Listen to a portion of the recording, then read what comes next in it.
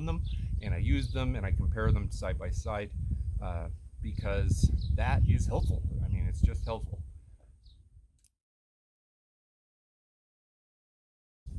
Hello, my name is Brian Mounts. I run the Turf Mechanic YouTube channel, what you're watching right now, and I run turfmechanic.com. Today is August, and it's early August, a little bit early for the fall. You might be watching this in September or October. What do I know? Today I'm coming to you with the Ego 56 volt blower. This is their top of the line blower. It's the 650 CFM 180 mph rated blower. I believe it's 180. This is the Toro 60 volt. This is their only, at least as of summer 2020, this is their only battery mower or battery blower that they sell. I wanted to talk to you today about which one is better. So, both of these are top of the line. Both of these have extremely modern, powerful batteries that go to them. Ego bills theirs as their box says it's like the strongest on the market. So I wanted to test it out. I don't believe that this is the strongest one on the market. I just don't. I have tried it out. I've done my own weird little tests to see if it's the strongest, or at least the strongest of these two, and it's not. It's just not. This blower from Toro is a little bit louder than this one on the low setting and the high setting, but it's also a little bit stronger. So the low setting on this is about twice as strong as this, and the high setting on this is about 33% stronger than this on the turbo button. Now, how did I test that? I don't know how scientific this is, but I literally just took a kitchen scale, pointed it right at the kitchen scale, turned it on, and measured how much pounds of pressure the blower was able to put out. Now, I used the stock, like this is the only nozzle that Toro gives you. And I also use this nozzle, which is the main nozzle from the Ego unit. They give you this extra one that you can stick on there to direct it to a smaller thing. But since these are similar in size, I use both of them on the scale. This blew harder. It just did. All right, I gotta interrupt the video here for a second. I really got to start keeping like a note card on hand while I'm recording these comparisons, just so that I can remember little details like this. So when I went and took these blowers and I like pointed them down at that scale, I basically measured how much pounds force each blower put on the scale at the low setting and the high setting and the turbo setting. Now the Toro really only has a low and then the little turbo button. But the Ego has a sliding scale between low and high, and then it's got a turbo button. So for the Toro on the low or the normal setting, the pounds per force on the scale, when it was about 1 inch off of the scale, was 1 pound 15 ounces of force. When I put the turbo button down, it put 4 pounds 10 ounces of force on the kitchen scale.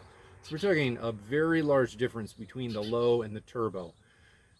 For the Ego, on the lowest setting possible, I put it on the cruise control to make sure it was on the super lowest setting, it only put 10 ounces of force on the scale, which is less than half of force as the low setting on the Toro did.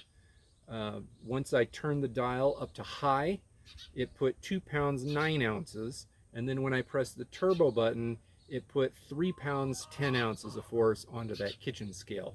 So 3 pounds 10 ounces is still significantly less than the 4 pounds 10 ounces that the Toro put on the scale on the same turbo button. Basically the highest setting possible for both of them, the Toro is a full pound of force higher. That makes a big difference when you are trying to blow large pine cones, extremely big piles of leaves, For me, I have fruit trees in my yard. Before they're ready, they drop fruit on the ground, kind of the dud fruit. If I want to blow those, the Toro will move the material on the ground a lot easier and quicker and more efficiently than the Ego will. Just did. I do like, however, the fact that the low setting on this is significantly lower than the low setting on this. If you put it on low,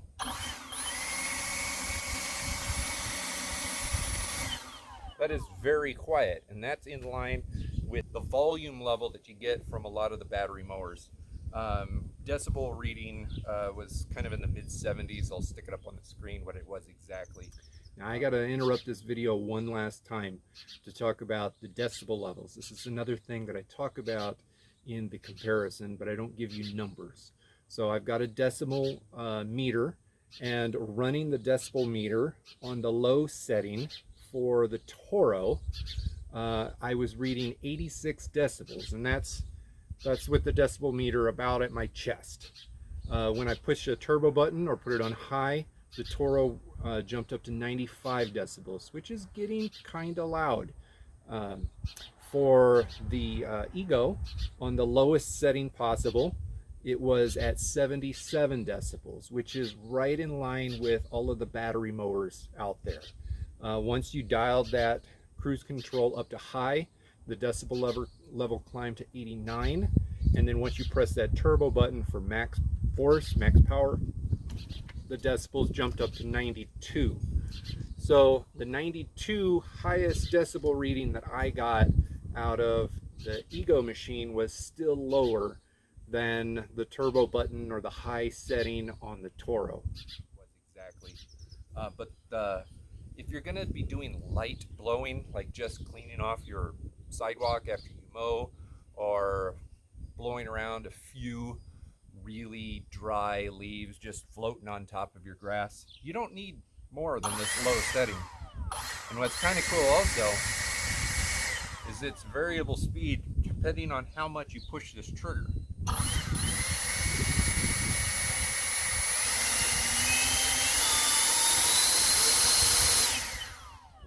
The more you push the trigger, the more power you get, which is awesome. This is literally just one. That's it, just one speed with the trigger. If you want high, you have to push the turbo button.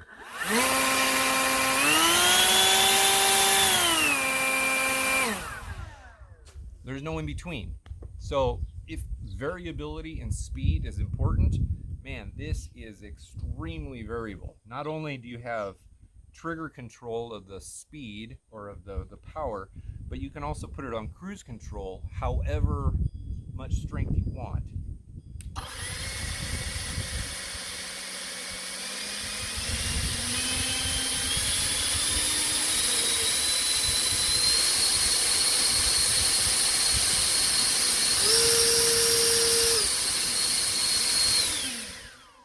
So the only thing you don't get cruise control on is the turbo button. Now the turbo button brings the power up to max power level, but even with that turbo button, it's not as powerful as this on the high when you're using that turbo button too. You could say that this is a high and a low setting, but the way it's really done is there's basically just on and turbo, I guess, on or high. I don't know what it would be. This has like low to high plus the turbo. There's just so much more variability in speed and power here. The only time you really are probably going to want the extra power that this Toro blower offers you is if, I don't know, you live in a very wet climate and your leaves are always just wet on the ground. Maybe you have like a pine tree that drops cones or needles on the ground, things that are harder to blow. The extra power for this is going to come in handy. I have a feeling that this is too much power for lots of settings. For instance, flower beds where there's mulch. I don't think you really want all that power when you're trying to blow a handful of like leaves and tree debris off of a mulched bed. If you do have a situation where you've got some mulch and you don't really want to blow it, this is not going to do very great simply because there's no true low setting. The low setting on this is significantly higher, more power than the low setting on this. So with this, you're going to get a blower that has a true low setting. It's going to be significantly quieter than this on low, and even on turbo, this is quieter than this one. Unless you really think you need maximum force to blow heavy or wet objects or to dislodge things that are crammed in your grass, I think this is going to be just fine. Now, pricing, this is cheaper than this. So tool only, max price, I mean not max price, but retail price for tool only, this is about $199. That's what I bought it for. I bought it at Home Depot, and it's available at a number of other places. Later in 2020, it's going to be sold at Lowe's. But tool only, it's $199. Tool only for this, I want to say it was somewhere around like $129. So depending on if you already have a battery, you're going to end up spending about $60 to $70 more for this on average than you are for this one. And I think that's a worthwhile deal. I think you should take that in most cases, because this variable speed with the lock is really nice. Not only that, but you get multiple attachments. So if you really want something that's a little bit more narrow to direct the air a little bit better, you get this extra attachment. You get this little clip here on the side. So if you really want to throw like a strap on it, you can, although it doesn't come with a strap, but at least the clip is there. You don't get that with this. The only creature comfort with the Toro that you get, which I like, is this handlebar right here, this grip, because as you're going with just one hand, eventually you get kind of tired. Both of these are similar in weight. I'd have to weigh them to find out. This one's a little bit heavier, but I got the big battery in it. That's a 6 amp hour battery. This is the battery that comes with the Toro mower. This is the 5 amp hour battery that comes with the blower, although it will operate with the bigger 7.5 amp hour mower battery also. But point being, these things get heavy if you use them for a while.